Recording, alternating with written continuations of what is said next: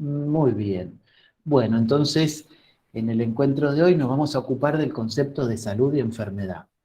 Ya les dejamos el material en el grupo de Facebook y en unos días va a quedar esta clase.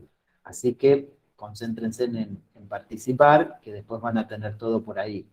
Si alguno alcanzó a leer el material, mejor, y si no, la parte escrita es un soporte para que ustedes tengan disponible en el formato de lectura para cuando necesiten acudir al material. Y este es un concepto que hoy está muy vigente.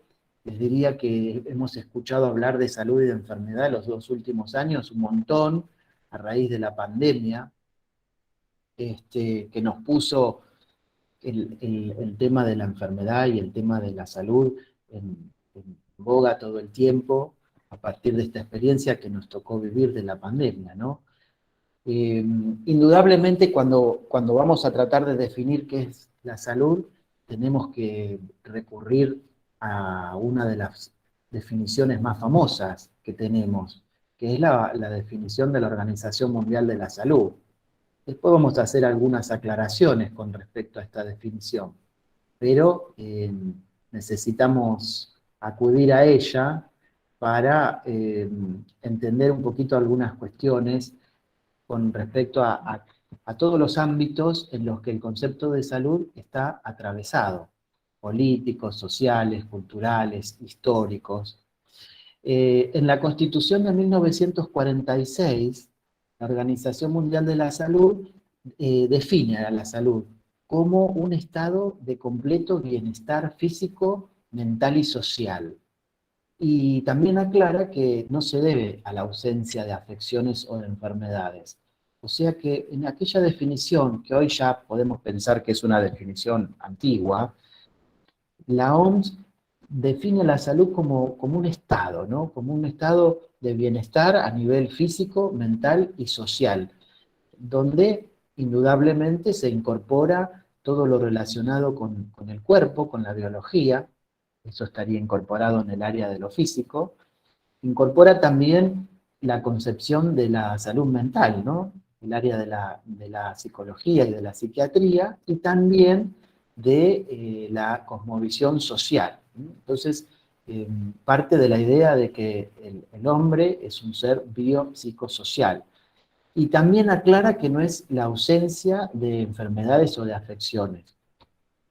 Esta es una definición que, como ustedes imaginarán, recibe muchas críticas, que se queda corta en un montón de cosas, pero tenemos que aclarar primero, y este es un buen ejercicio que aplica a otras experiencias, a otras lecturas que vamos a ir teniendo a lo largo del año, y es quién propone esta definición, para quiénes y desde qué lugar. O sea, siempre que ustedes reciban una definición o, o una teoría, o un concepto, piensen quién es el que lo escribe, quién es el que lo propone, desde qué lugar lo propone y para quiénes.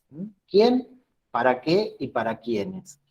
Entonces, esta definición que les decía recién es bastante criticada, es una definición bastante estrecha, podríamos decir, en realidad corresponde a un organismo que tiene un enorme trabajo, y es el trabajo de poder donarnos una definición, un concepto a nivel global, o sea, para todo el planeta, que sea aplicable en distintos continentes, en distintas culturas, en distintas realidades. Entonces, indudablemente es una definición que peca por ser demasiado global, demasiado abarcativa, pero no por eso no es funcional a que podamos entender qué pensamos cuando pensamos en salud y en enfermedad, y a raíz de dónde surgen estos conceptos.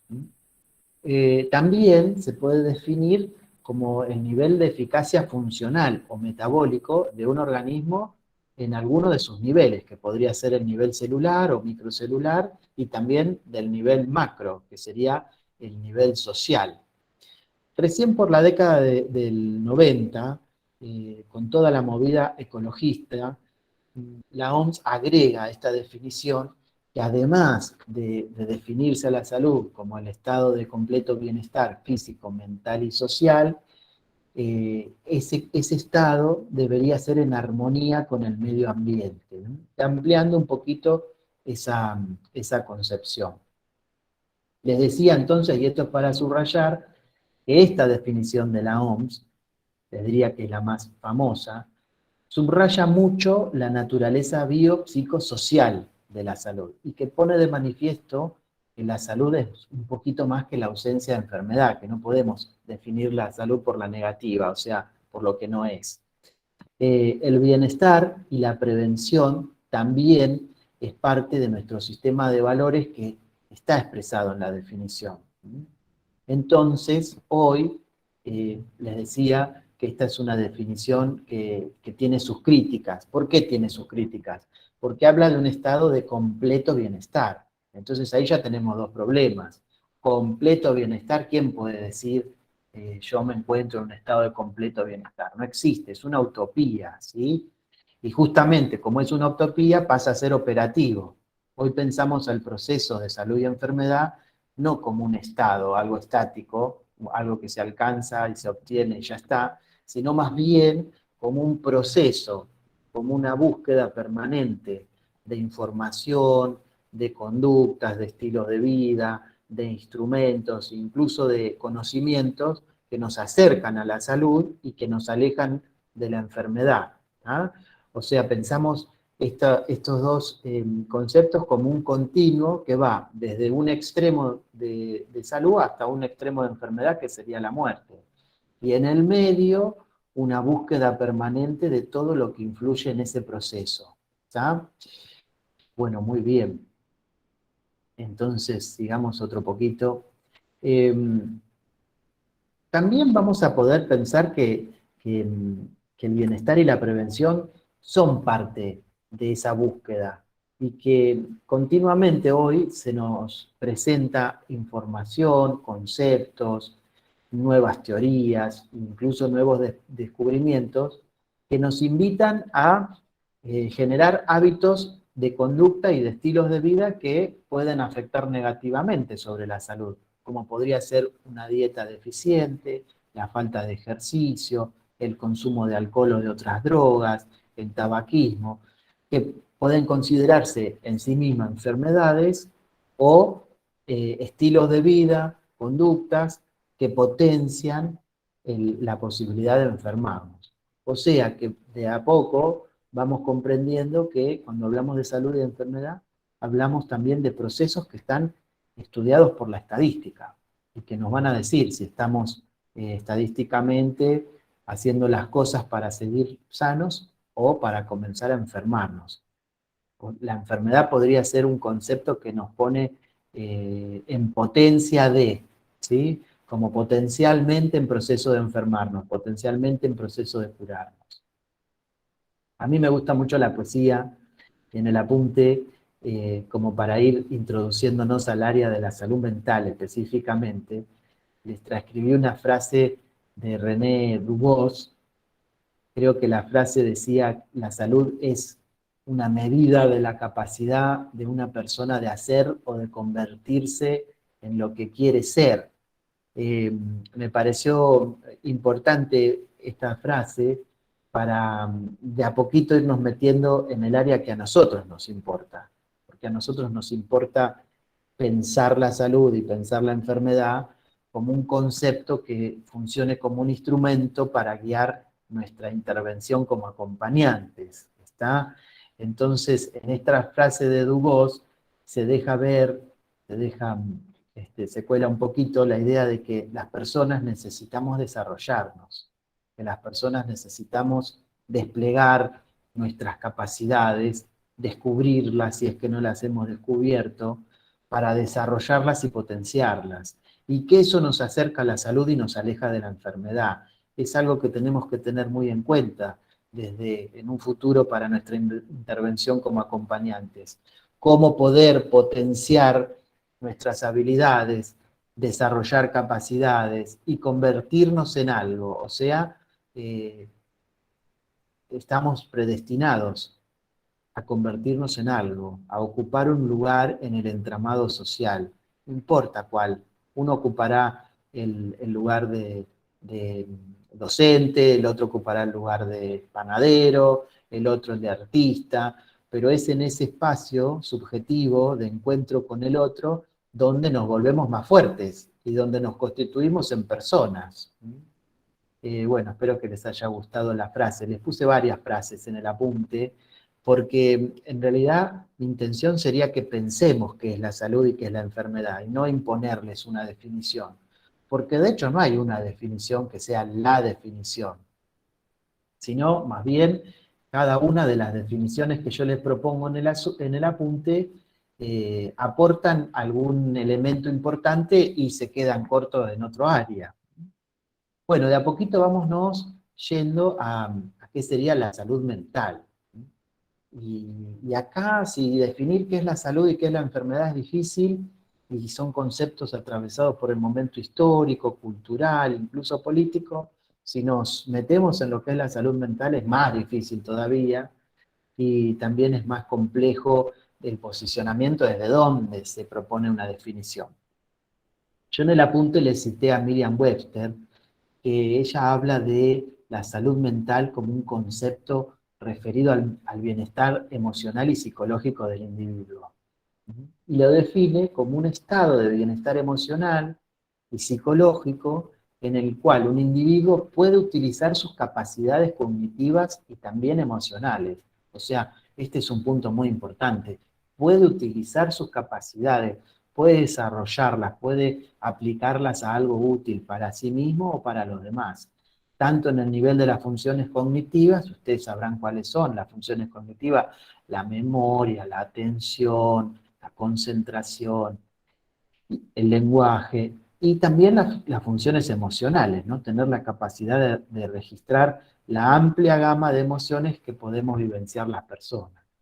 ¿Para qué todo eso? Para funcionar en sociedad y de esa manera poder resolver las demandas ordinarias de la vida diaria, que muchas veces es el área en la que se nos va a convocar como acompañantes terapéuticos, ¿no? A sostener esos posibles déficits o esas capacidades que todavía no han sido desarrolladas, potenciadas de la vida de las personas que le permita resolver su vida cotidiana y también poder encontrar un lugar en el entramado social. No existe una definición oficial de salud mental, ni siquiera para la OMS. No hay una definición oficial. Sí hay muchas definiciones, la gran mayoría de esas definiciones desde alguno de los distintos modelos de psicología, ¿sí? Ustedes saben que la psicología no es un cuerpo unificado del conocimiento, sino que a su vez es una disciplina que dentro de sí misma hay distintas escuelas, distintas tendencias, distintos discursos. Entonces vamos a encontrar muchas definiciones según cada una de esas tendencias. Muy bien. Si voy muy rápido y no me alcanzan a escuchar bien, algunos díganme que vaya más lento. Les decía que para la OMS tampoco hay una definición oficial. ¿Por qué? Porque para cada cultura lo que entendemos por salud y enfermedad mental va a variar enormemente. Entonces se hace muy difícil definir qué es la salud mental. En general, la mayor parte de los expertos y de los teóricos convienen que la salud mental y las enfermedades mentales no son contrarios, no son polos opuestos, sino que la ausencia de un desorden mental conocido no es necesariamente un indicador de que la persona se encuentra sana. Probablemente debido a que todavía se desconoce qué es lo que le pasa, todavía no se ha aislado qué enfermedad tiene. Así que muy bien. Decíamos entonces que para la ciencia esto es una búsqueda y son conceptos que se redefinen permanentemente y que también van a estar relacionados con el momento histórico y la cultura en la que nos encontramos. Vamos a un ejemplo de esto, si ustedes quieren.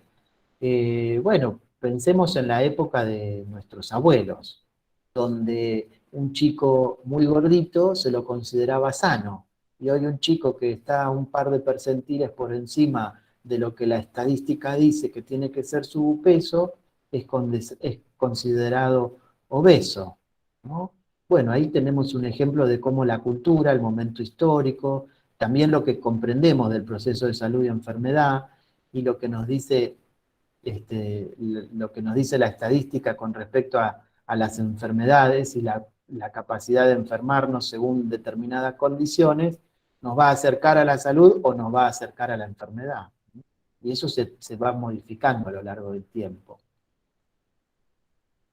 Muy bien, vamos a intentar definir qué es la enfermedad. Eh, Acá también tenemos una cuestión histórica, porque les diría que la ciencia, la medicina y la psicología se ha ocupado siempre primordialmente de la enfermedad, de los déficits, de lo que le falta a la persona, de lo que no funciona bien, de lo que estadísticamente lo aleja de lo que más se observa en determinado grupo, y bastante poco de la salud. ¿Qué es la salud? ¿Cómo mantenerla y cómo potenciarla?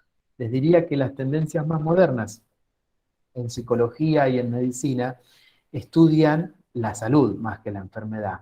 ¿Por qué? Porque tenemos que desarrollar los instrumentos para poderla mantener y poderla potenciar. Obviamente tampoco va a existir una definición unánime sobre el concepto y el significado de lo que es la enfermedad. ¿Por qué? Porque estamos ante un concepto polisémico. ¿Qué quiere decir eso?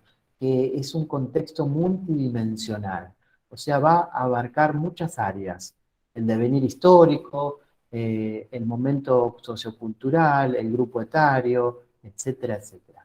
Es imposible dar una definición entonces única sin caer en parcialidades, o sea, en darle más importancia a la esfera de lo biológico o más importancia a la esfera de lo psíquico. Tengo muchos mensajes, déjenme mirar a ver si está todo bien. Hay gente que está pidiendo el enlace. Bueno, este, así que qué bueno. Enfermedad podríamos definirla como un proceso y el estatus consecuente de una afección de un ser vivo. Esto parece una obviedad, pero si hablamos de enfermedad, hablamos de un ser vivo, ¿no? Caracterizado por la alteración de un estado ontológico de la salud.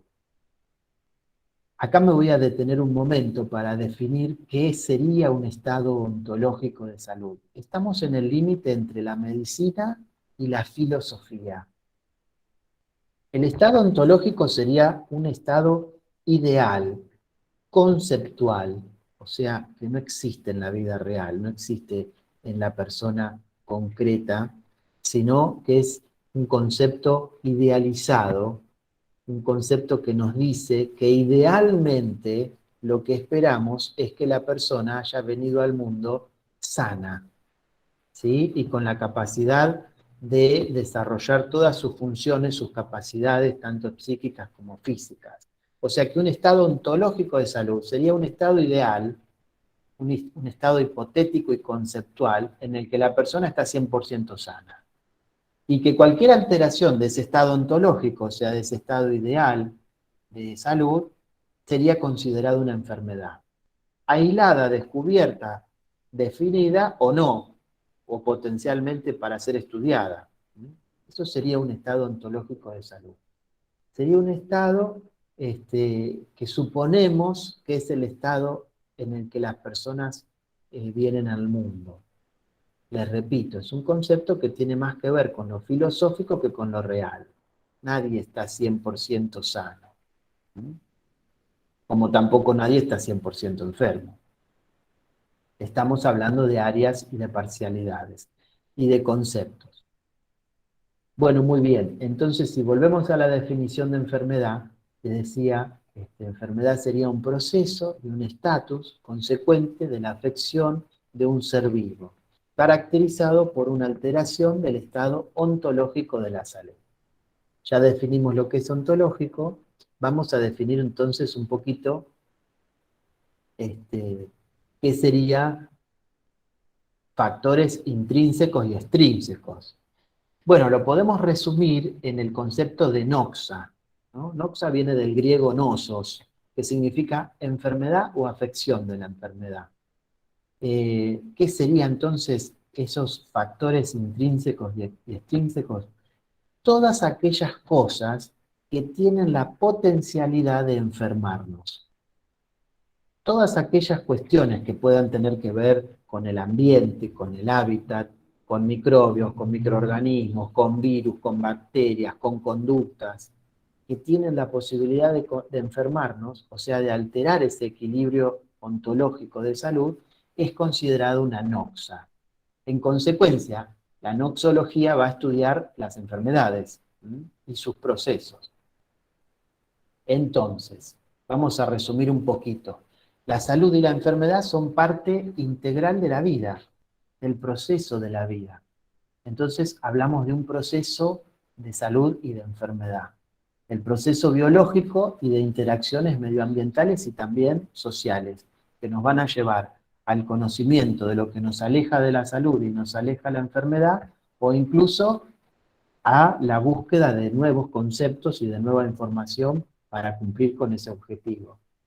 Generalmente se entiende la enfermedad como una entidad opuesta a la salud, cuyo efecto sería negativo y consecuencia de una alteración o una desarmonización de uno de los sistemas del organismo viviente, ya sea a nivel molecular, las células, a nivel corporal, los órganos, los tejidos, a nivel mental, emocional o incluso espiritual. ¿De qué? De ese estado ontológico de salud, que es un estado hipotético, es un estado ideal. Muy bien. Van a encontrar también en el apunte que yo les dejé un montón de definiciones. Eh, yo no quiero aburrirlos repasando esas definiciones porque la idea no es que ustedes se aprendan las definiciones de memoria. La idea es que ustedes las lean y vayan viendo cuál de esas definiciones les resuena más y les va generando, la van a poder ir adoptando según sus propios conceptos, ¿sí? Pero hay algunos que son más interesantes que otros. Si no sé si se dieron cuenta, a todas las definiciones que les transcribí les falta algo. ¿Mm? Si ustedes quieren, pueden hacer de ejercicio de pensar qué le está faltando a cada una. Por ejemplo, la primera de las definiciones que le transcribí, a ver, vamos a buscarla, decía, es la alteración del estado de la salud normal de un ente biológico individual. Bueno, me está hablando de alteración y de estado de salud y de normalidad. Esta es una definición que se queda muy corta, ¿no? ¿Por qué? Porque me está diciendo que solamente podemos hablar de una alteración y va a haber enfermedades que no son alteraciones. Por ejemplo, cuando hablamos de una infección, hay un organismo que ha invadido otro. Y también me habla de la salud normal, cuando en realidad la normalidad o no normalidad es una cuestión estadística y no real. ¿Qué es lo normal? Y también lo otro que le falta a esta definición es que habla de un ente biológico. Entonces nos deja afuera toda la esfera de lo psicológico, de lo emocional y de lo social, incluso de lo ambiental. Una definición un poquito más completa nos decía, una enfermedad es cualquier trastorno, qué chicato que estoy, ustedes no digan nada que me toque acercar tanto. Una enfermedad es cualquier trastorno del cuerpo o de la mente que puede provocar malestar o alteraciones de las funciones normales. Acá la cosa se va poniendo más interesante, incluye el área de lo biológico, nombrando el cuerpo, y también el área de lo emocional y lo psicológico, nombrando la mente, pero falta hablar de los aspectos sociales. Y también comete el error de hablar de funciones normales. Volvemos a esta cuestión estadística de la normalidad o no. Hoy en día entendemos la enfermedad más como un estado y un proceso en el que el funcionamiento físico, emocional, intelectual, social, del desarrollo o incluso espiritual de una persona está disminuido o alterado en comparación con la expresión previa. Esta es una definición mucho más completa, es una definición que, fíjense, que está incorporando la esfera de lo social y que además me está hablando no de normalidad, sino de la disminución o alteración comparando con una experiencia previa, o sea, con un estado anterior. Sería una persona, por ejemplo, que antes gozaba de determinadas capacidades y las ha perdido, se han disminuido. La enfermedad tiene entonces un efecto multidimensional que afecta todos los niveles. Cuando enfermamos, enfermamos no por segmentos, no por partes, sino que enfermamos toda la persona. Muy bien. Eh, También les puse en el apunte algo que me parece muy importante que tengan en cuenta. Voy a ir un segundito al chat a ver si está todo bien, porque veo muchos globitos y a veces uno no se da cuenta que dejó de escucharse la clase, entonces seguís hablando y están todos haciendo señas. No, vamos bien, vamos bien. Bueno, hay gente que quiere entrar. Ahí está. Les decía, también les puse una definición de enfermo. ¿Por qué? Porque nosotros no tratamos enfermedades. Las enfermedades están descritas y definidas en los libros, en las teorías, son conceptos.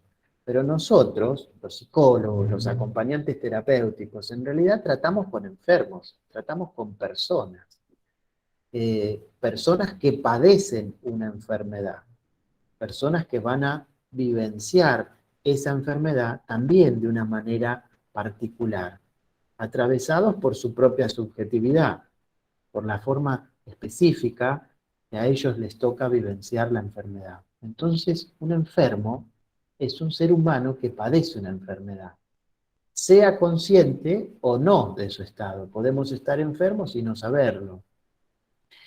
Eh, Siska, John Rigel Siska, define el rol del enfermo como la posición que asume una persona cuando se siente enferma. Esto es muy interesante porque las personas cuando nos reconocemos enfermas, cuando nos dicen, nos ponen el nombre y apellido de determinada enfermedad, asumimos un rol. O sea, vamos a actuar la enfermedad, según lo que suponemos que significa estar enfermo. A ver, esto pareciera que se está complicando. Vamos a un ejemplo. ¿Quién no tuvo, por ejemplo, un familiar enfermo en su casa? ¿No? Entonces resulta que tenés gripe. Y muchos tienen gripe y siguen funcionando, siguen haciendo las cosas de la casa, haciendo las compras, ¿no? Y otros tienen gripe y se tiran en la cama con el control remoto a pedir que le alcancen todo. Me dicen que sí con la cabeza. Bueno, tampoco dejen que se abusen, ¿eh? No se dejen que se abusen. ¿Pero por qué? Porque asumimos que estar enfermos es eso, que nos atiendan, o estar limitados de hacer algunas cosas, o tenernos que cuidar más. O sea, lo que significa para cada uno de nosotros estar enfermos y lo que nos permitimos hacer y no hacer, tiene más que ver con el mundo de las ideas que de lo concreto. Es una construcción lo que significaría para cada uno de nosotros estar enfermo. O sea que las personas percibimos la salud y la enfermedad de distintas maneras. Lo habitamos estar enfermos de distintas maneras. Es un fenómeno muy complejo y a su vez es particular de cada individuo. A pesar también de que vamos a encontrarnos con prejuicios, donde la persona va a actuar según el prejuicio, según la enfermedad que tiene. Esto obviamente tiene que ver con la ignorancia, con el manejo de la información, con muchas variables. La conducta de la enfermedad, entonces, sería cómo se modifica la conducta de la persona según la enfermedad que padece. Va a haber limitaciones que son más del campo de lo conductual que de lo real de la enfermedad. A ustedes les va a pasar eso. Se van a encontrar con alguien que tienen que acompañar y que resulta que está más limitada por su pensamiento y por sus ideas que por lo real de lo que está alterado, disminuido de su propio estado de salud. Bueno, voy a ir, antes de seguir, voy a ir un poquito al chat, a ver qué está pasando. Bueno, gracias Octavio, que está de acuerdo, dice que es interesante. Matías dice, Profe, ¿cómo podemos definir el estado donde una persona se encuentra enferma, pero dentro de ella pasa un tiempo de bienestar? Bueno, hoy decíamos que la enfermedad y la salud son procesos.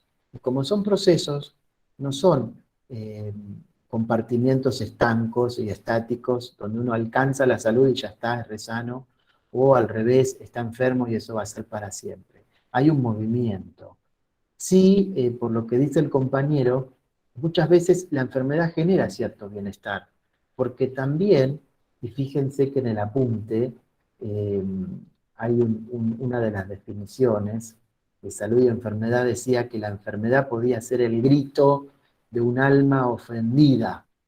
Y quizás ahí les resultó raro esa definición. ¿Qué tendrá que ver? Bueno, era para esto, para que lo debatamos.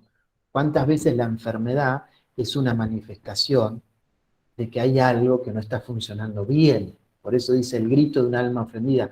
El grito, una manera de poner en acto algo que no se puede representar de otra forma. Por ejemplo, que no se puede decir. Entonces aparece la enfermedad como una manera de elaboración.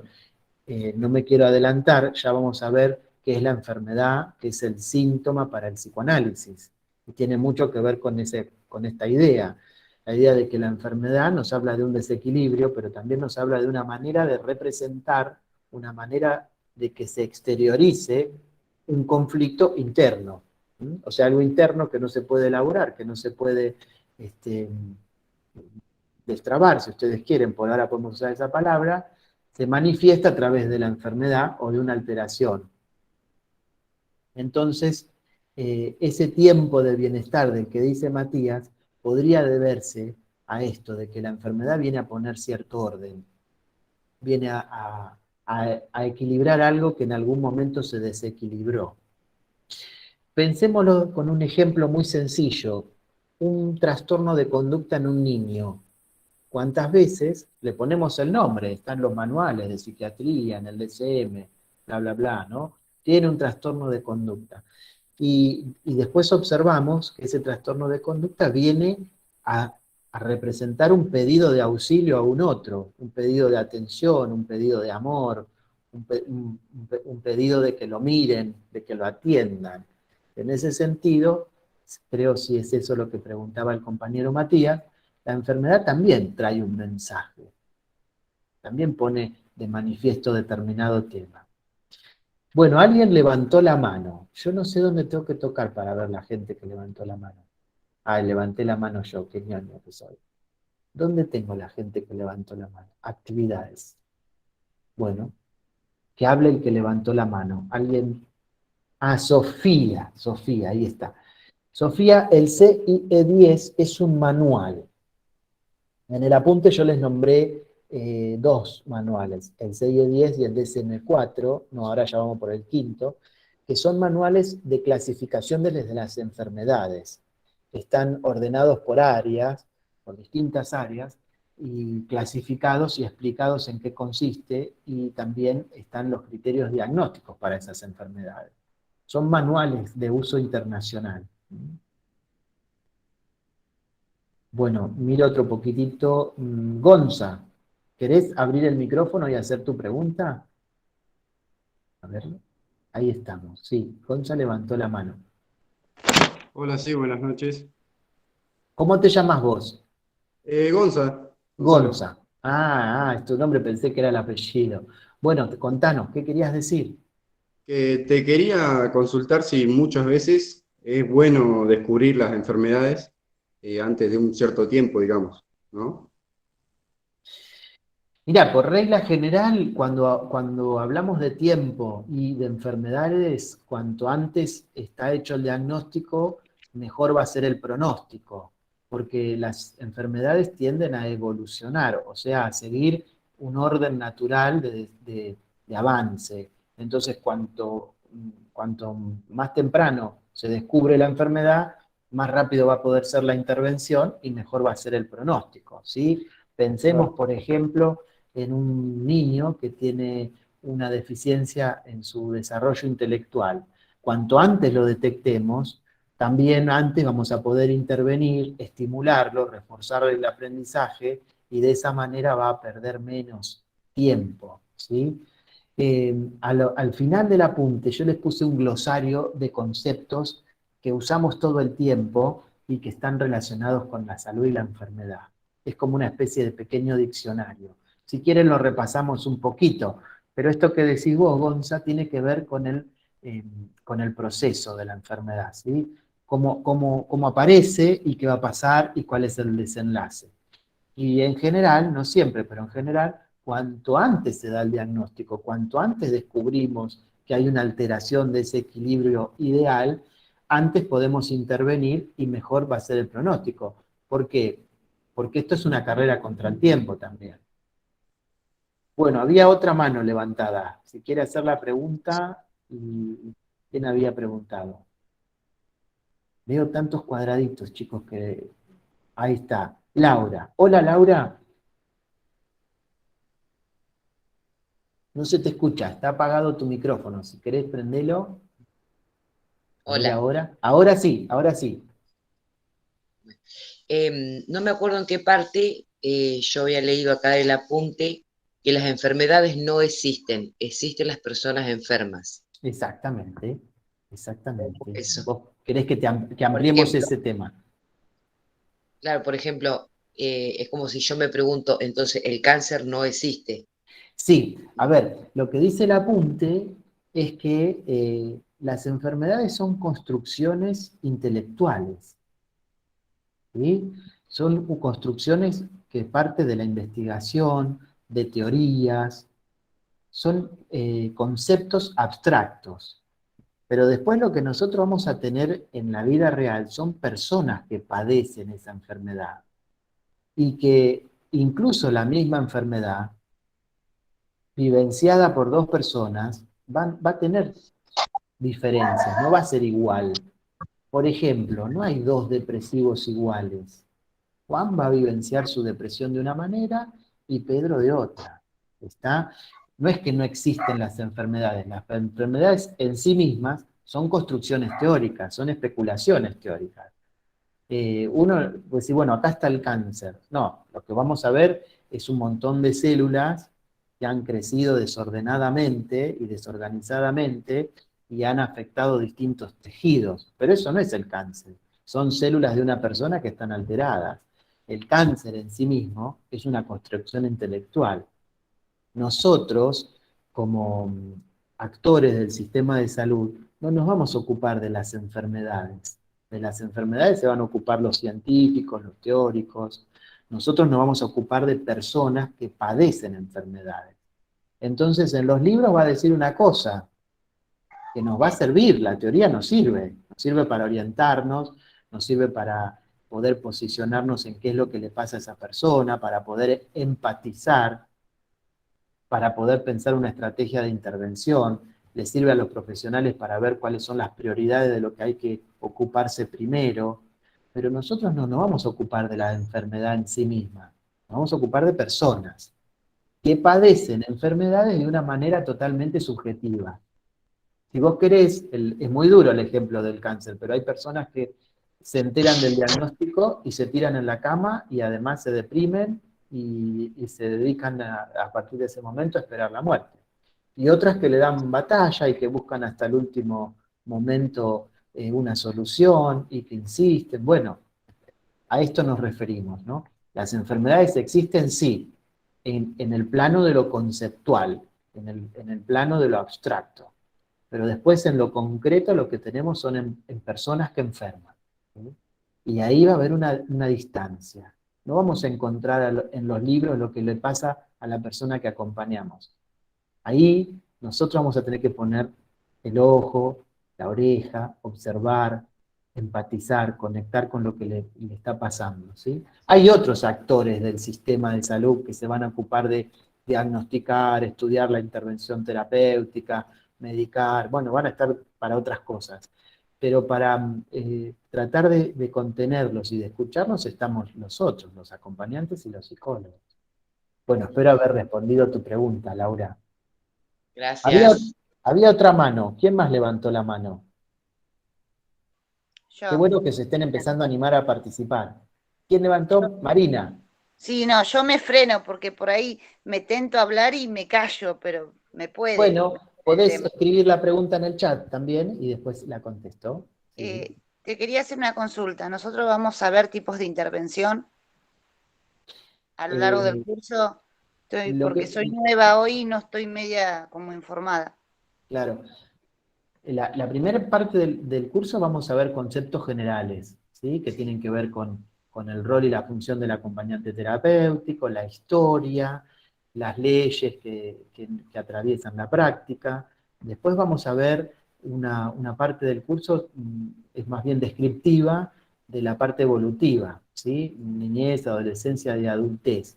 Y también vamos a meternos en una parte donde vamos a estudiar algunas enfermedades que típicamente nos convocan a los acompañantes para asistir, ¿sí?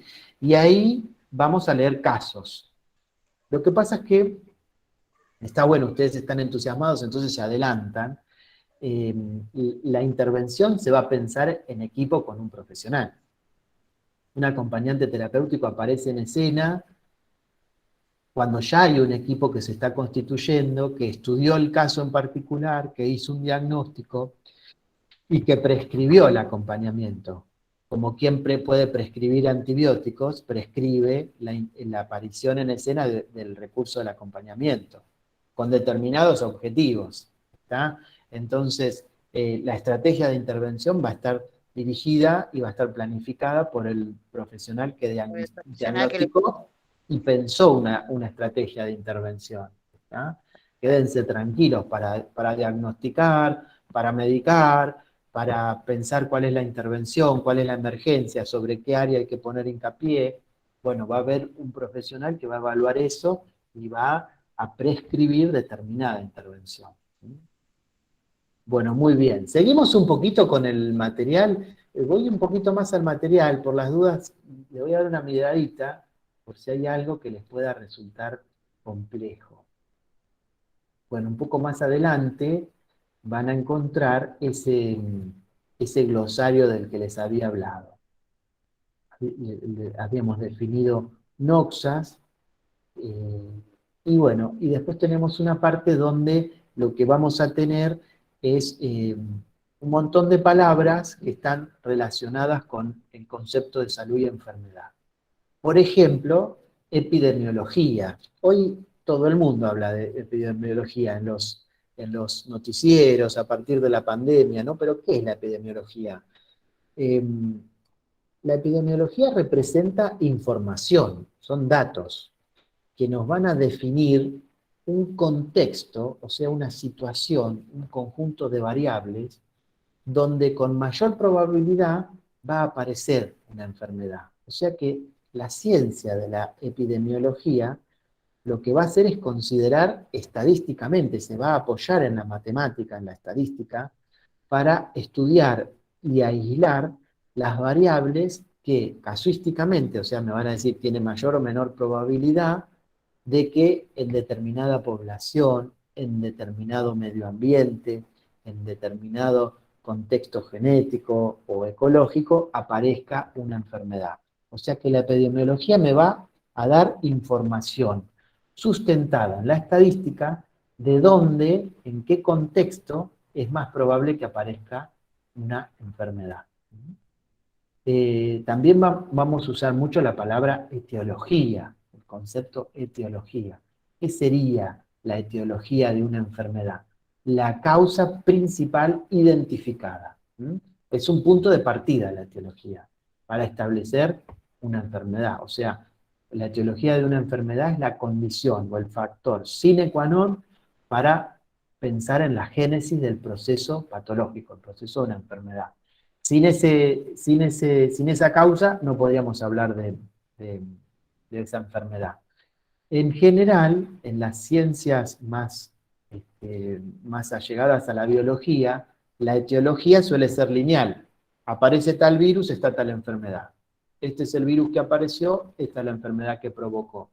En las ciencias más del área de la conducta y de las emociones, la etiología tiende a ser más bien circular y policausal.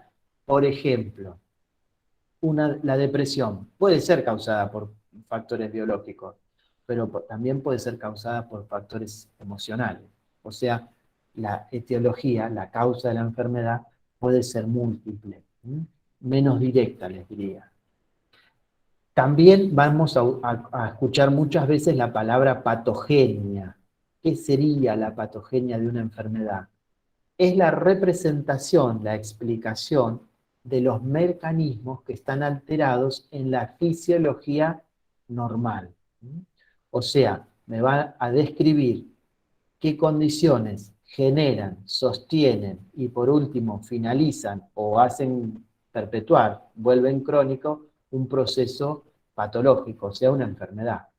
Hay enfermedades que aparecen, cumplen con un ciclo, en ese ciclo pasan cosas, esas cosas las va a estudiar la patogenia y me va a decir cuál es la forma final. La forma final será la curación, desaparece la enfermedad, el pase a la cronicidad, o sea, la persona vive con esa enfermedad crónicamente, o, en el peor escenario, la muerte. También vamos a escuchar muchas veces la palabra cuadro clínico. Cuadro clínico, manifestaciones de la clínica, o solamente clínica. ¿Y qué sería eso? Es un contexto, es un marco significativo definido por la relación entre los signos y los síntomas que van a ir presentando determinada enfermedad. En realidad, de lo que le pasa al enfermo, de lo que presenta la persona enferma. La semiología, también muy relacionado con el concepto de cuadro clínico, va a ser la herramienta que permite definir un cuadro clínico. Dentro del cuadro clínico vamos a tener dos grandes conjuntos de información. Los síntomas, por un lado, y los signos clínicos. Hay una gran diferencia entre síntoma y signo clínico. Un síntoma es la referencia subjetiva que da una persona, o sea, de la propia percepción de la enfermedad que padece. Es lo que la persona le cuenta al profesional de lo que le está pasando. O sea, que un síntoma son la declaración del enfermo, es lo que la persona dice que le pasa. Y va a estar atravesado por su propia experiencia y por su propia subjetividad. Me duele acá, ¿cuánto? ¿Mucho? ¿Poco? ¿Es un dolor tremendo? ¿Es inaguantable? ¿Es una molestia? El síntoma es subjetivo. El síntoma, por ser subjetivo, son elementos muy variables, que van a ser bastante poco fiables y no muy certeros, porque muchas veces tienen que ver con la particularidad de la percepción de la persona, ¿sí? Pero es el inicio que le va a ir dando al profesional la búsqueda de la enfermedad, del diagnóstico. O sea que los síntomas, es muy importante escucharlo, porque va a empezar a orientar al profesional por dónde buscar. ¿Sí? Le va a empezar a dar indicios. Después va a tener que recurrir a los signos clínicos. Los signos clínicos, en cambio, van a provenir de un examen o de una exploración del paciente. Los signos clínicos son elementos relacionados con los sentidos y también con instrumentos de exploración, como podría ser una radiografía, un laboratorio, un mismo examen clínico, que sería la realización por parte de un profesional que puede palpar, ocultar a una persona, pero ya él mismo es un instrumento, porque a través del conocimiento, la información que va a recolectar ya va a estar relacionada con un conocimiento previo. O sea que la gran diferencia entre síntoma y signo es que el síntoma es lo que la persona que padece puede contar, puede manifestar. Y es información importante, pero haciendo la aclaración de que está atravesado por la subjetividad de quien lo padece.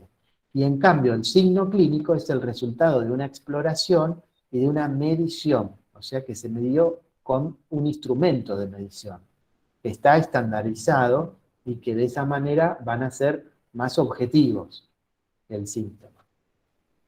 Bueno, muy bien. Después en el apunte también les transcribí alguna definición de diagnóstico.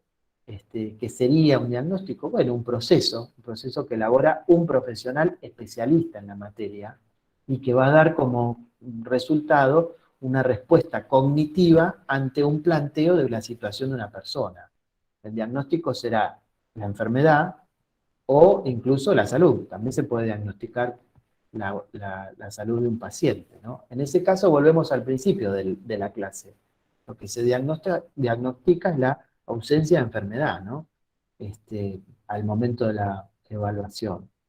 Bueno, evolución es un concepto muy simple, sería la historia natural de la enfermedad, cómo arranca, qué la produce y cómo evoluciona y cuál es el resultado final.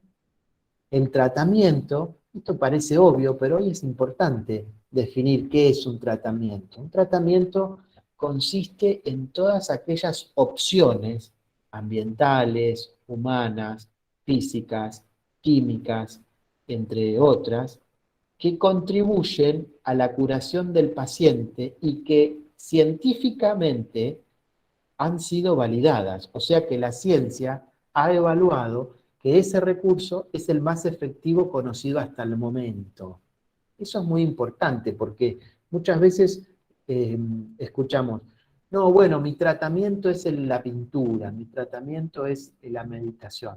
No, esas son actividades muy beneficiosas que pueden hacerle muy bien a una persona, que pueden incluso potenciar un tratamiento o bajar los niveles de estrés, etcétera, etcétera, que pueden ser muy positivos. Pero un tratamiento en sí mismo es un instrumento que, apoyado en una investigación científica que ha sido filtrado por el tamiz de la estadística, nos comprueba que es el instrumento que genera mayor efectividad en el objetivo buscado, ¿sí? Por ejemplo, tomarte un tecito caliente, ¿me ayuda a que se me pase el dolor de garganta? ¿Me puede ayudar? Sí, me puede ayudar. Pero un tratamiento para el dolor de garganta sería, primero, diagnosticar por qué me duele la garganta, cuál es la noxa que generó ese dolor, y a partir de que se aisló esa causa, prescribir el tratamiento que sabemos estadísticamente que mayor efectividad presenta. Bien. Bueno, después habla del pronóstico y la prevención, que son conceptos muy fáciles. Mírenlo cuando quieran.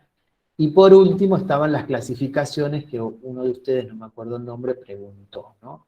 Esto es el CIE10 y el DSM5, que son manuales, grandes manuales, donde se clasifican, se ordenan las enfermedades, ¿sí? Según distintas áreas. Bueno, Laura Aspirolea levantó la mano. Laura, ¿querías hacer una pregunta o ya era la pregunta de hoy? Era la pregunta de hoy. Bueno, muy bien.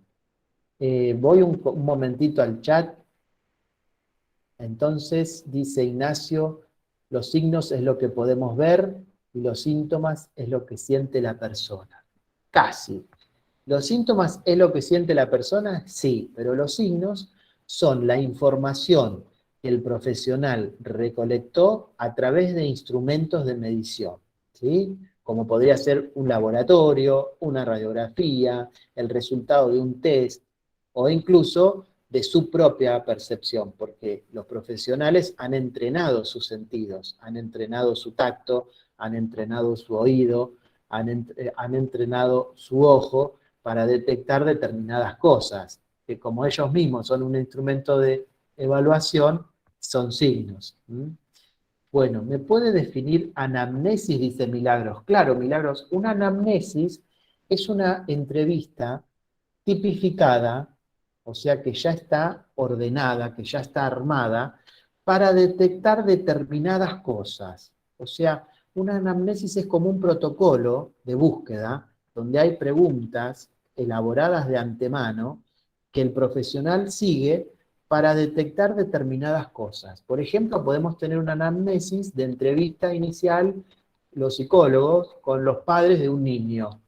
Entonces, en la anamnesis es una serie de preguntas que ya están armaditas para que uno no se olvide de preguntar cosas importantes y que están organizadas según el objetivo de lo que estamos buscando.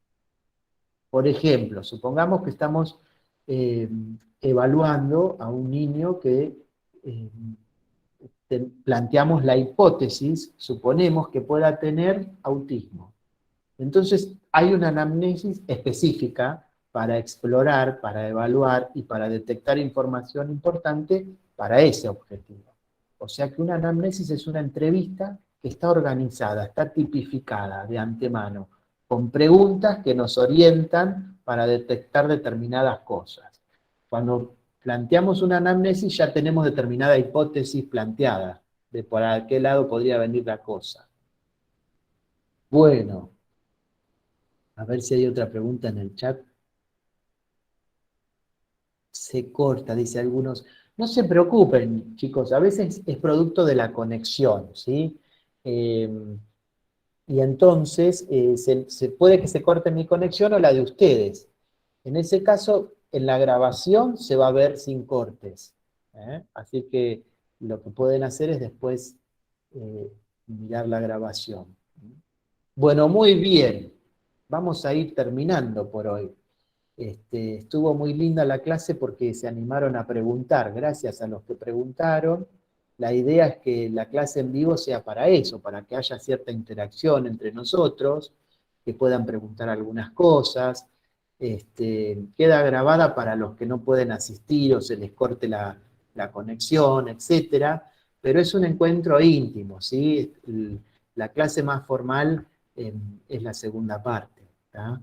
El material que les dejé es un material de lectura de soporte, lo tienen ahí, lo pueden leer cuando ustedes quieran, y obviamente si alguien no puede leer para la clase en particular, lo lee cuando puede, y si le surge alguna pregunta, no lo hace. Traten de preguntarle al profe que dio la clase, porque probablemente la próxima clase la dé otro profe, y si le preguntan algo muy específico, digo, ¿de qué habrá hablado Luciano? ¿No? Igual yo trato de seguir el libreto para no irme mucho, porque si me dejan me voy bastante. Bueno, chicos, espero que hayan disfrutado la clase, que la vuelvan a ver si quieren en el grupo, y a los que se incorporaron hoy, les doy la bienvenida una vez más. Les mando un saludo, nos vemos la próxima. Gracias. Nos vemos, gracias. Chao, Nos chao. vemos. Gracias, nos vemos. Chau, chau. Nos vemos. Gracias. Gracias. Chao, chao. Chao, chicas, nos Chao. vemos, chao, chao. Gracias.